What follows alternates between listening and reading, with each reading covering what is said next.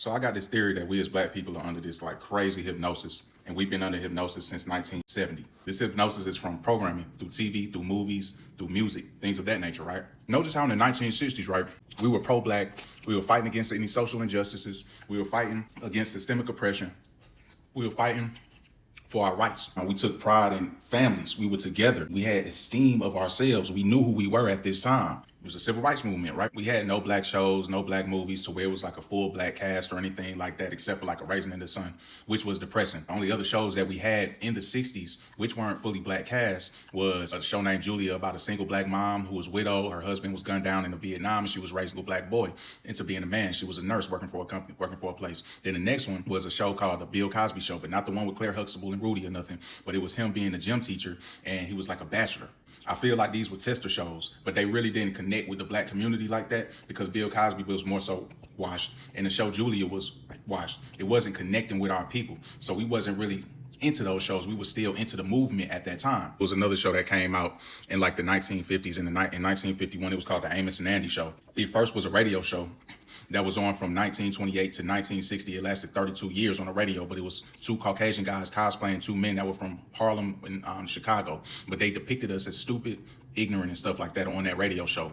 But then in 1951, they created the actual show, TV show, because in the 20s the television came out, but up until 1950 only 9% of households had a television in their house. But then after 1950 to 1960 it boomed to 90%. So they knew that it was going to boom, so they created that show. But it only lasted for 2 years because the people who had a TV was people mostly. It wasn't really us. So they damn sure wasn't trying to see no Negroes on TV.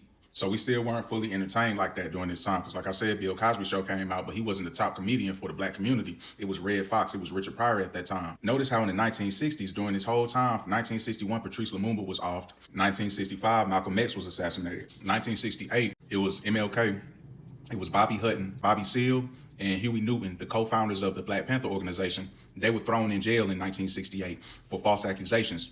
Huey P. Newton, it was for manslaughter charge, but he wound up beating it because it didn't stick. Then for Bobby Seale, it was him protesting against the Vietnam War. And then while he was in jail, they tried to stick a conspiracy charge on him, but it didn't stick. And he was in there, I believe, until the 70s or something. On December 4th, 1969, Fred Hampton was offed. Crazy enough, that same date, December 4th, 1969, was the same day that Jay-Z was born. Clearly, the black community during that time had to have been in an uproar. They took away our leaders, they assassinated them, and then they left us with nothing, right? And they kept with the systemic oppression, the racism, the hate. After that came 1970. Then 1971 was when the entertainment started coming, with Soul Train. So all our favorite artists are now gonna be seen on this show. Michael Jackson, the Supremes, Marvin Gaye, the Temptations, all of these people are now showcased to us. And we gotta wait for it to come out every week. I believe it was probably every week. And then we got to glue ourselves to the TV to watch it. So there was no more organizing. There was no more getting together. We were more so talking about this Soul Train line and stuff. And we seeing this cool guy on TV named Don Cornelius or something like that. And he's hosting it. It's like, oh man, we got our own show now. That's what's up. This is back in the 70s. Times were slower then, right? There were no streaming apps. There was no VCRs. There was no DVDs. There was nothing like that. You had to wait for the show to come out. So I looked up all the other shows and the movies that came out during that time. So now these were the ones that I just wrote down, but when I researched it, it was hundreds of movies that came out during that time. Once again, there was no VCR, no streaming site, so it wasn't like they would put movies out on Tubi. These were in the movie theaters, so where people had to go to them, spend 2-3 hours in the movie theaters, and then they were going to see the movie again back to back. That was what was going on during that time. 1971, Shaft came out. That same year, Soul Train came out. 1972, Superfly, Trick Baby, Blackula, Sanford and Son came out. 1973, The Mac, Cleopatra Jones, Black Caesar, Coffee, Shaft in Africa. 1974, Foxy Brown, Claudine, Willie Dynamite. Good Times came out that same year. 1975, Cornbread Earl and Me, Cooley High, Dolomite. 1976, Car Wash, What's Happening. 1977, Roots. Now they had to throw something in there to remind us and to make us believe that we came from Africa and make us feel less than. So they gave us Roots in 1977. Then in 1978 was The Wiz. So in 1974 was this movie called Black Samson that came out. All of these were like big movies for the black community. I just listed about 20 movies and about 6 shows that came out all within that one decade after all of our leaders were assassinated. The majority of the movies that I listed were about imps, put a P in front of it, about rug dealers, about prostitutes, put a P in front of it, about us doing a bunch of debauchery and dumb stuff in the movie to influence. I got to mention in 1972, Fat Albert came out for the kids. Around the same time, the Vietnam War was still going on. It was from 1955 to 1975. So when that flood of movies came in, up to 1975, when that flood of movies came in, you had a bunch of dads of the household leaders who were going fighting in the war. While the mom was single back home, they were sending her money back home and stuff. But she was raising the kids and they were going to the movies she was keeping them entertained, right? And this is what the little kids were seeing growing up, right? Also, vets that were coming back, they were on that H stuff, that black stuff, putting it in their arm, not all of them, but then they came back to be influenced and see like, whoa, we got movies now? Once again, it went from the 60s to the 70s. Whoa, we got movies now? We the main characters? We got a whole black cast? We got these shows? What is this Good Times? What is this Sanford and Son? What is this Soul Train? All of that stuff came about, right? That was the hypnotism. It doesn't take a doctor holding the clock on the string saying, you're getting sleepy. You're getting sleepy, now click like a chicken. It doesn't require that. All it takes is programming.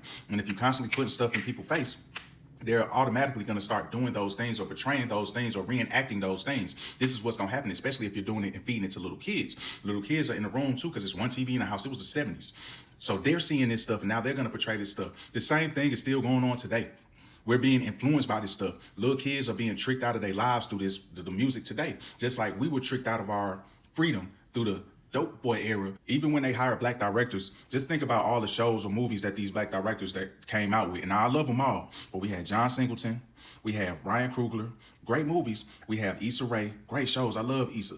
You have Lena Waithe. Like, bro, like the shows that come out, like The Shy, what's involved in The Shy, Insecure, Issa sleeping with a lot of different dudes.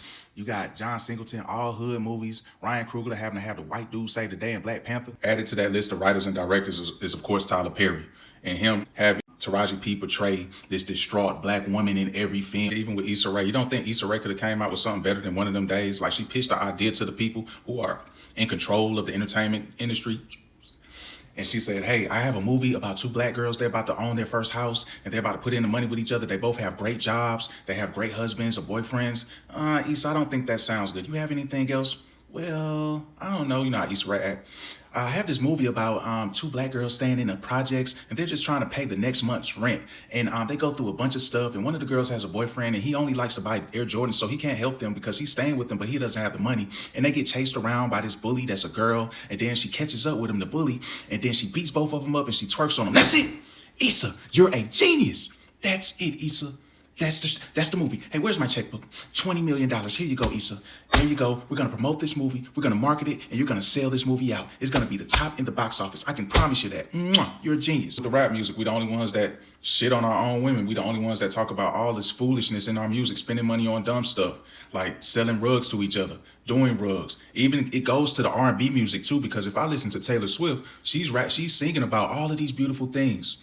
But then when I go and I listen to Jasmine Sullivan, who has a beautiful voice, she's talking about busting the windows out of my car. Like, the frequencies are different from when it comes to Taylor to when it comes to Jasmine. It's like, but Jasmine has to put it out because she has to give all her music to the A&R. And they're only going to okay certain songs. They're in control of everything, and it's putting us under hypnosis. And we don't see it. Once again, it doesn't take a hypnotist to swing a clock in front of your face that's on a string and say, you're getting sleepy, now cluck like a chicken and bark like a dog. It doesn't require that. All it requires is programming, streaming apps, streaming series, movies, music. That's all it requires. And if you constantly put this stuff and drill this stuff into people's brain, they're going to think like this. Look at the Caucasian shows. Look at our shows. Come on now. Look at 50 Cent with All Power, BMF, Ghost. Come on, man.